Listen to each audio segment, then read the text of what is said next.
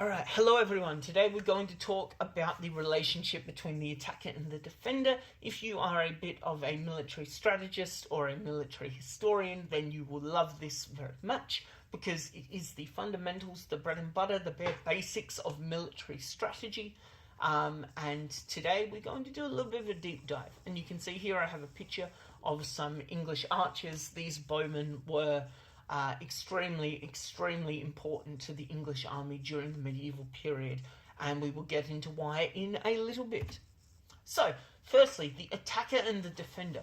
Throughout the history of warfare, the side with the advantage, whether that be the attacker or the defender, has fluctuated. It has changed. So what is important to note is that the attacker has two jobs. They have to both reach the defender and then also defeat them, which is a lot harder than being the defender, where you only have to fend off the attacker. Now, I should state that obviously this is a very broad, general kind of concept of warfare, and it is completely dependent on contexts and battles and all of this kind of stuff. So we're speaking in general terms here just to understand, as I say, the bread and butter of military strategy. But generally speaking, it is harder to be an attacker than a defender. Why? Because there is this thing that we call the killing zone. The killing zone is the stretch of land between the attacker and the defender. And various innovations in warfare have made it easier for the attacker to attack or the defender to defend by getting across the killing zone. If we have a look at this image here, which depicts some individuals in some ancient warfare, we have the attacker, who has a sword and a shield. He has to get across the killing zone, this stretch of land, in order to reach the defender, who has a bow here. Of course, in this example, because the defender has a bow, they are able to reach the attacker well before the attacker is able to reach them. So they have the advantage here. It is also why, if you like looking at ancient Greek warfare, for example, the hoplites had massively long spears, and you look at them and you think, that's ridiculous, what are you doing? But they knew that if you could reach your enemy before they could reach you, and you couldn't be hit by them, then you would be at an incredible advantage, which is why bows is one of the innovations that we'll talk about in a second. But that is the killing zone, the stretch of land between the attacker and the defender. Now, I have a couple of advances here in military technology which have changed the relationship between the attacker and the defender, and who has the advantage. Beginning here with bows, which is covered up a little bit by cavalry because they kind of happen concurrently, and we'll talk about them in a minute. But bows were advantageous mostly to the defender, because the defender could stay put in their position and they could just shoot arrows across the killing zone to the attacker, which would be a massive issue. And it's why the bow was so fundamentally important to medieval and ancient warfare. However, the problem with bows is that someone has to be trained to use them. They have to be quite good at using them, and they have to be fast, because if they're not, then they will be attacked or they won't hit their target, and then there'll be issues. So the English bowmen, for example, were extremely valuable because they took years to be trained, and you didn't want to lose them, because if you lost them, then you couldn't just say in the modern day, give them a gun, and then within a few hours of practice, they could potentially hit a target with a gun. It would take so much longer, which is why they were so important. Now, in terms of innovations for the attacker, cavalry was a massive advantage for the attacker. Why? Because the cavalry meant a person on a horse could get across the killing zone to reach the defender faster than they would on foot. And no, a horse is not impervious to shots from an arrow or anything at all, but broadly speaking, if you could get across the killing zone faster, then you were at an advantage. Which is why I have a picture of a Numidian cavalryman here, who is most famous for working with Hannibal in the Second Punic War to fight against the Romans. Then, the next, I say the next, but travelling very much forward in time, one of the fundamental innovations, possibly one of the most important innovations in military technology, was this right here. And this is called a stirrup. And what is a stirrup? A stirrup is a little step that is attached to a horse. So you have a saddle on a horse, and these knights will be sitting on a saddle, and then on the saddle is attached one of these stirrups, which again is a step for the knight to be able to get on the horse. Why does that matter?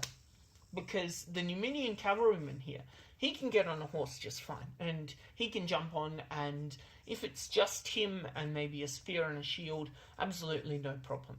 That's why cavalry has been used for so long in the ancient world. But with the stirrup, you could not only get yourself onto a horse, but you could get yourself covered in very, very heavy armor on a horse. So all of a sudden, these armored knights were able to mount horses and to have the advantage of the cavalry while also having the advantage of the armor, which, of course, made you more impervious to arrows. Not completely, obviously, again, but more so, which is really, really important. And it's why knights were so dominant during the period. Then we look at the development of castles, and castles were definitely an innovation which allowed the defender to have the advantage. Why? Because it's very hard to breach a castle. If you were in a castle and you were the defender, provided you don't run out of food, your only job is to stay there and not be attacked by the attacker. They can't enter through the gates. And this particular castle here has a big moat around it. There are also slits for arrows, and we got some machiculations at the top, which we'll talk about. But you could do a whole variety of different things, including but not limited to throwing rocks and oil and fire and all of this other kind of stuff from your castle to defend it against the attacker, which gave you a great advantage. Then, in the year 1453, the cannon was invented, and the cannon was used in 1453 to breach the walls of Constantinople by the Ottoman Empire. Big, big, big deal, because all of a sudden the attacker was at the advantage, because they had a tool which countered the stone castle and allowed them to skip the whole siege warfare part and just enter the castle and reach their enemy. So the killing zone became less of an obstacle for them. Then we're not going to talk too much about the modern day, but very quickly it is worth mentioning that the invention of the rifle and then also trench warfare gave an advantage to the defender, but also at the same time the attacker. But mostly the defender, especially in World War One and Two. If you're looking at no man's land in trench warfare, the period of the piece of land between the two enemy trenches, then you have a massive, massive disadvantage as the defender, because your enemy can just stand there and shoot you from longer and longer distances across the killing zone. And indeed, if we go into the modern world and modern warfare, then what we are finding is that technological innovations are widening the killing zone between the attacker and the defender. And that's a big deal, because the wider the killing zone is, the more deadly things are.